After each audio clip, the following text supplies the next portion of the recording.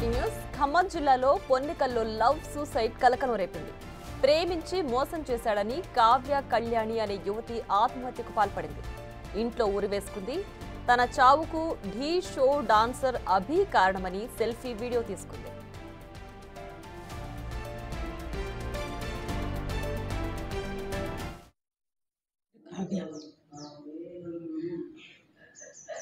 నేను చచ్చిపోతున్నాను.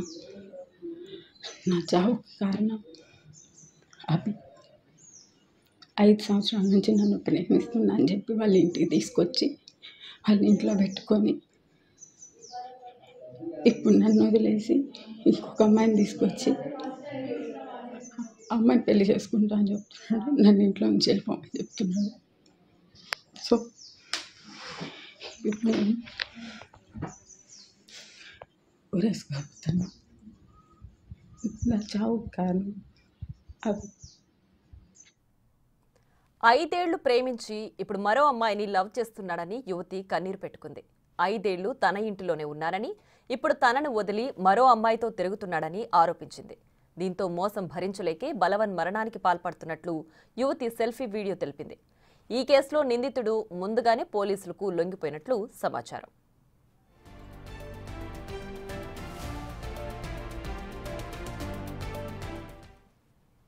మరింత సమాచారం మా ప్రతినిధి భాస్కర్ ఫోన్ లైన్ లో అందిస్తారు. భాస్కర్, చెప్పండి, ఈ లవ్ ట్రయాంగిల్ సూసైడ్ కి సంబంధించి ఏంటి డీటెయిల్స్?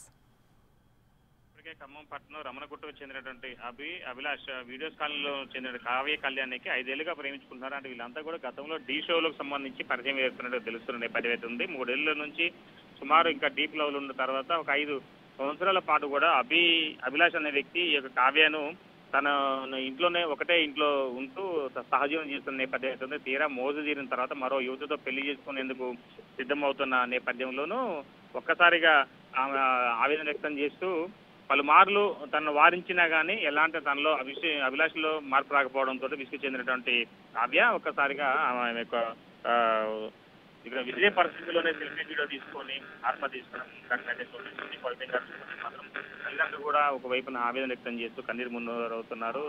చేతికొచ్చిన బిడ్డ అదేవిధంగా కళ్ళ ముందే విగతాజీవిగా పడి ఉండడంతో కూడా గుండెల విషయాల వాళ్ళంతా ఏడుస్తున్న నేపథ్యం అయితే ఉంది. ఇటీవల ఇద్దరి మధ్యన కూడా చాలా భేదాభిప్రాయాలు వచ్చాయి. ఆర్థిక సమస్యలు కూడా వెన్నాడుతున్న నేపథ్యం ఉంది. మరోవైపున ఆమె ఒక్కసారిగా అంటే ఆర్థికంగా ఇంకా ఇతను అభిలాష్ సెటిల్ కావాలి, నాకు కట్నం కావాలనే ఒక ధోరణిలో కూడా మాట్లాడినట్టుగా తెలుస్తున్న నేపథ్యం అయితే ఉంది. తన యొక్క వేధింపులు మానసికంగా ఆమె తనను మానసికంగా శారీరకంగా వాడుకొని చివరకు తన జీవితాన్ని నాశనం చేసిన వైపున ఆవేదన వ్యక్తం చేస్తూ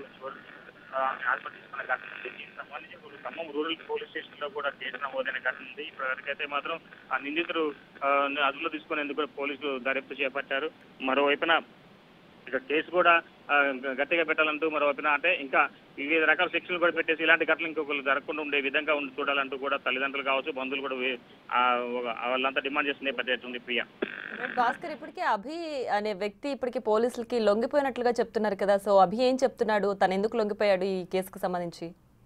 తనకు తానే ఇప్పటికే ఒక రకం చెప్పాలంటే తన తప్పు ప్రమేయం లేదు. తన ఇద్దరు అంటే తన యొక్క వాదన చూస్తే మాత్రం తను ఇద్దరు అంటే పూర్తిగా కొన్నాళ్ళ నుంచి దూరంగా ఉంటున్నాము, కానీ ఆర్థిక సమస్యలు తన కళ్యాణి తనను ఆర్థికంగా కూడా తను డిమాండ్ చేసింది, తను బ్లాక్మెయిల్ చేయబోయింది, ఫలితంగా ఇదంతా జరుగుతుంది, నేను వేరే వ్యక్తితో వివాహం చేసుకుంటాననే మాట అది తప్పుడు నివేదిక అన్నట్టు కూడా తన యొక్క వాదన వినిపిస్తున్నట్టు విశ్వసనీయ సమాచారం ఉంది. కానీ దీన్ని మాత్రం పోలీసులు మాత్రం బయట వ్యక్తపరిచిన నేపథ్యం అయితే ఉంది. ఇప్పటికే పోలీసులు మాత్రం అభిని అదులో తీసుకున్నారు, కానీ రహస్యంగా ఆయన విచారణ చేస్తున్న నేపథ్యం ఉంది. అతను ఎక్కడున్నది ఏందనేది ఒకవేళ ఏసీబీ ఆధ్వర్యంలో ఉండడా లేకుంటే మాదే రూరల్ పోలీస్ స్టేషన్ పరిధిలోనే వేరే స్టేషన్లో ఇన్వెస్టిగేషన్ చేస్తారని కూడా తెలవాల్సిన పరిస్థితి అయితే ఉన్నది.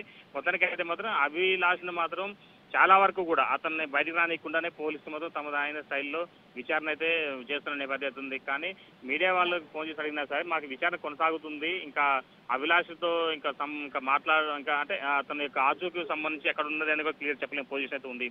Priya, thanks for the updates.